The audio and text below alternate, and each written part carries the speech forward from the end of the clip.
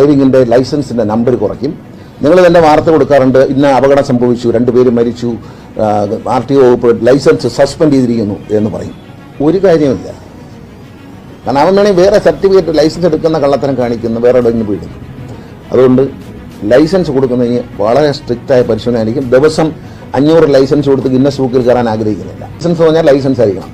വണ്ടി തിരിക്കാൻ തിരിച്ചിട്ട് ഓടിച്ചിട്ടൊന്നും കാര്യമില്ല. വണ്ടി പാർക്ക് ചെയ്ത് കാണിക്കണം, റിവേഴ്സ് ഗേറ്റ് പാർക്ക് ചെയ്ത് കാണിക്കണം. വ്യാപകമായി ലൈസൻസ് കൊടുക്കുന്നവർ ആ ലൈസൻസ് കൊടുക്കുന്ന സ്ഥലത്തുണ്ടാവില്ല. കേരളത്തിലെ ലൈസൻസ് നല്ല അന്തസ്സുള്ള ലൈസൻസ് ആയിരിക്കും, വളരെ കുറച്ചേ കൊടുക്കുള്ളൂ.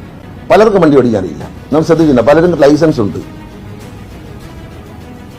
അവർ കാർ പിന്നെ ജീവിതത്തിൽ ഓടിച്ചിട്ടില്ല. റിവേഴ്സ് എടുത്ത് കയറ്റിയിടാൻ അറിയത്തില്ല. ഒരു മിക്കവാറും പാർക്കിംഗ് എല്ലാം നടക്കില്ല, ശ്രദ്ധിച്ചിട്ടുണ്ട്. കാരണം എന്ന് വെച്ചാൽ ഒതുക്കിയിടാൻ അറിയില്ല. അപ്പോൾ അതുകൊണ്ട് പാർക്കിങ് എല്ലാ കാര്യങ്ങളും കയറ്റത്തിൽ നിർത്തി എടുത്ത് കാണിക്കണം. കാണിക്കുന്നവർക്ക് ലൈസൻസ്